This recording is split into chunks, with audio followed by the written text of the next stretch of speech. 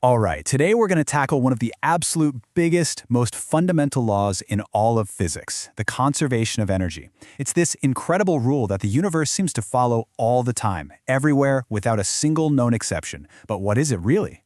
To get our heads around it, we're going to lean on the genius of physicist Richard Feynman to help us make sense of it all. And Feynman, he just cuts right to the chase here. This isn't a law about some thing you can point to or hold in your hand. It's more abstract than that. It's a mathematical principle.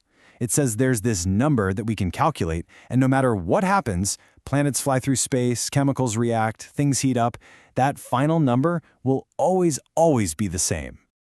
Okay, but that brings up the big question, doesn't it? I mean, if you can't see energy, if you can't hold it, how on earth can we be so confident that it's always conserved? How did anybody even figure this out? Well, that's exactly the puzzle we're here to piece together.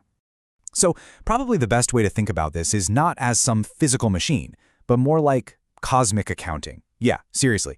Imagine the universe has this one giant bank account, and the balance is fixed. Now, you can move the money around, right? From checking to savings, maybe shuffle some into investments, but the grand total, that number never ever changes. Energy works just like that. And this is where Feynman was just a master. He knew how abstract this stuff could feel, and he knew our brains just love simple stories. So, to make this profound law something we could all grasp, he came up with this fantastic little analogy. So let me introduce you to Dennis. Dennis is this little kid, and he's got a set of toy blocks. Now, the most important thing about these blocks is that they're indestructible. These blocks are going to be our fixed amount of energy. And his mom? Well, she's going to be our physicist, and her job is to keep track of it all. It all starts out simple enough. His mom knows he has exactly 28 indestructible blocks. But then one day, she looks around and she can only find 25. After a quick search, she finds the missing 3 hiding in a toy box. So she creates her first rule. The total number of blocks is what I can see plus whatever's in the box. Problem solved, right? Well, for now. A little later, more blocks go missing. This time, she finds them at the bottom of a sink filled with murky water. Now, instead of draining the sink every single time, which would be a huge pain, she discovers something really clever. For every inch the water level rises, she knows exactly how many blocks are hiding in there. So what does she do? She just creates another rule, a new term in her equation, all to make sure the final count always adds up to 28. And this is the absolute genius of the analogy. It's the punchline that connects it all back to real physics. Because in the real universe, as Feynman says, there are no blocks. We as scientists are just like the mom. We can't actually see energy itself. All we can do is observe its effects, like that rising water level, and then create these mathematical rules, these formulas, to account for all the different forms it takes. So how does this actually play out in physics? Well, every single one of those rules the mom came up with, that corresponds to a different form of energy. Physicists have spent centuries basically playing her game, finding all the different hiding places for the universe's energy. Let's start with a big one, gravitational potential energy.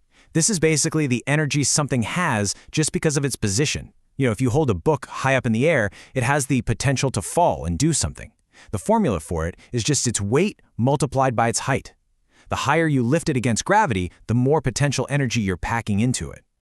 So in our block game, this is like rule number 1. Just like Dennis's mom had a rule for blocks hidden in the toy box, this is our rule for counting the blocks that are hidden simply by lifting something up high. Okay, next up, we've got kinetic energy. And this one is all about motion. It's the energy an object has simply because it's moving. Simple as that. The faster it's going, or the more mass it has, the more kinetic energy it's got. And back to our analogy, this is just another one of Dennis's little tricks, right? He can hide the blocks by just throwing them. It's kind of hard to count them when they're zipping through the air. So we need a new rule, a new formula for counting the moving blocks. Now, for one that feels a little tricky, heat. It seems like a totally different thing, but here's the really cool part Feynman pointed out. Heat isn't some new kind of energy at all. It's just kinetic energy, but it's the kinetic energy of trillions and trillions of tiny atoms all jiggling and bouncing around in a completely random, chaotic way. We can't see the individual atoms moving, but we feel their collective chaos as temperature. I mean, this is just such a brilliant way to think about it. Imagine Dennis just takes the toy box and shakes it like crazy. You can't see the individual blocks moving around inside, but you can definitely hear them rattling, right? That rattling, that's our heat. It's a way of accounting for all the tiny jiggling blocks that are moving too fast and too randomly for us to track one by one. And believe me, the list of hiding places goes on and on. There's elastic energy that's stored in a stretched spring or a rubber band. There's chemical energy, packed into the bonds between atoms. You've got radiant energy, which is carried by light. And of course, there's nuclear energy, locked deep inside the nucleus of an atom. Every single one of these is just another term in our grand equation, another place to look for Dennis's blocks. Okay, so we've got this whole list of separate energy forms. But here's where the real magic happens. It's not just that they exist, it's that they transform from one to another. Let's actually watch the blocks move from one hiding place to the next. And the perfect way to see this is with a simple pendulum. It is just one of the most elegant and beautiful demonstrations of energy conservation you can see with your own two eyes. As it swings back and forth, you're literally watching energy change its disguise. Think about it. At the very top of its swing, the pendulum stops for just a split second. At that moment, it has zero kinetic energy, no motion. But its potential energy, those blocks hidden by height, is at its absolute maximum. Then, as it swings down, it loses height but gains speed. The potential energy is literally turning into kinetic energy. At the very bottom, it's at its maximum speed, all kinetic energy. And then it converts right back to potential energy as it climbs up the other side. The total number of blocks, the total energy, remains perfectly constant through that entire beautiful swing. Now, for centuries, we pretty much thought that was the whole story. We had our list of energy forms, we added them all up, and the number was always the same. But in the early 20th century, we discovered the most surprising, most mind-blowing hiding place of all. What if the blocks themselves weren't the end of the story?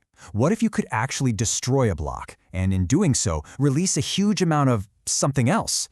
This is the unbelievable conceptual leap that Einstein made. He proposed that mass itself is just another form of energy. And that, of course, brings us to the most famous equation in all of physics and the final term in our energy accounting. E equals mc squared. This is the ultimate rule. It says that the energy, the E, that's locked inside an object is equal to its mass, the m, multiplied by the speed of light squared. And because the speed of light is already a ridiculously huge number, when you square it, well, it becomes astronomical. It means there is a staggering amount of energy hidden in even the tiniest amounts of matter. How much energy are we talking about? Well, in a 20 kiloton atomic explosion, the amount of mass that's converted directly into pure energy is just about this much, 1 single gram, the weight of a paperclip. That's the power of this final term in the law of conservation. And this brings us to a final profound idea. The total number of blocks in the universe is fixed. But, as Feynman reminds us, the usefulness of that energy is not. The laws of thermodynamics tell us that energy tends to spread out, to become more disordered, more like that useless jiggling heat energy.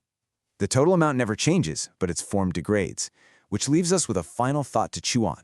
If all the universe's blocks are just becoming more and more jumbled over time, what does that mean for its ultimate fate?